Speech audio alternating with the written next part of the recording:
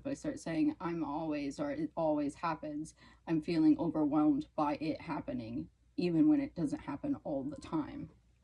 And so it's kind of this like exaggerated feeling you're in when you start using words like always. I don't know what the best solution is. I'll never solve this problem. Never also applies to that. I can't make decisions, let alone good decisions. I'm doomed to suffer. If you feel that way, my suggestion is think about the good decisions you have made. If you're having a hard time thinking about, like, if you're having a hard time not thinking about it, as in like all you can think about is all the times you screwed up. Think about the times you did something good, because it's not always, and it's also not never. Um, words. These thoughts misdirect and mislead you by suggesting a problem in your internal world. The problem they suggest is usually about your being so defective, so depressed, so insecure, so uncertain, so confused, so stupid, so whatever, that you won't be able to solve your problems and live a good life.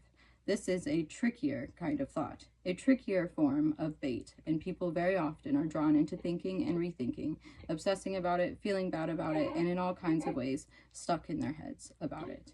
If you struggle with these kinds of thoughts, consider this. How consistent are these thoughts over time? For instance, if a dog develops a limp, or a warming light comes on in my car and stays on, my thoughts are usually consistent about these problems. I don't have some days where I think the limp or the light doesn't matter. I'm aware that both represent a problem I need to solve, and I feel concern. That concern remains with me until the problem gets fixed or goes away.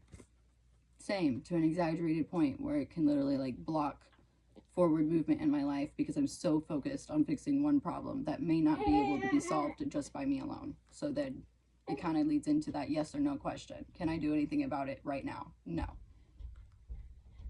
Moving forward. On the other hand, sometimes I have a discouraging thought that I'll never be able to finish writing this book.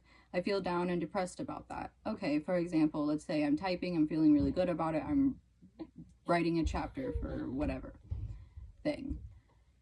And then my hands hurt and the carpal tunnel sinks in, and I'm mad because I have more to say, I have more to write, but I need to take a break. And then I start thinking, this always happens. Well, most of the time it does happen, but what can I do about it right now? Nothing. The thing to do is to stop typing, type later, and then that's it. And then not to get myself all upset because I didn't get to finish it. I'll finish it later.